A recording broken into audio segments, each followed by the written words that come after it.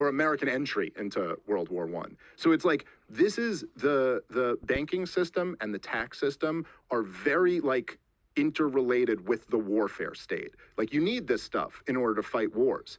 And, you know, even just over the, whatever, it's over the last 25 years, we've spent close to $10 trillion on wars, you know, and they didn't tax the American people for that.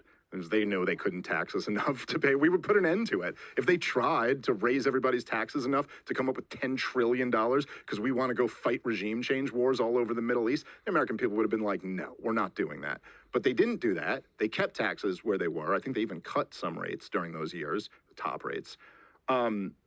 And then they borrowed the rest, and they still couldn't borrow enough, so they just print the money. And then essentially what happens is that the price of everything just goes up and up and up. And you just put more money into the system, and then people start looking around and going like, geez, why is the price of housing and healthcare and energy and childcare totally unaffordable? And the answer is because you're paying for the war in Iraq.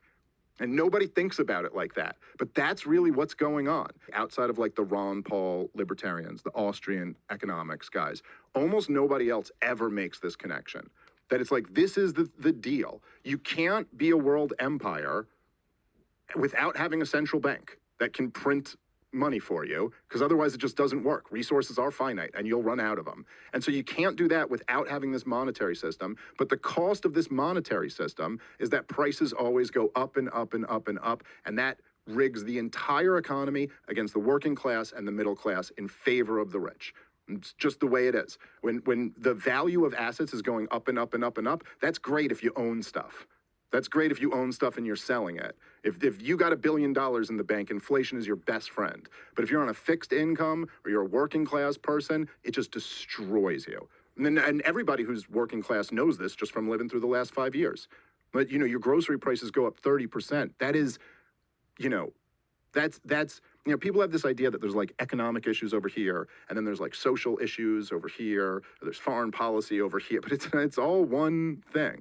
You know, the prices of groceries go up by 30% and families get destroyed. Men swallow pistols. Kids grow up without fathers. Like, that's the cost of this shit. And that's what we're living through now. And what we'll continue to live through as long as we have a government that it spends way beyond our means. Like Dr. Ron Paul used to say, when you spend beyond your means, you're destined to live beneath your means. I'm sorry, I couldn't help myself. I was crawling all over you. Get off me, baby. Let's have another look at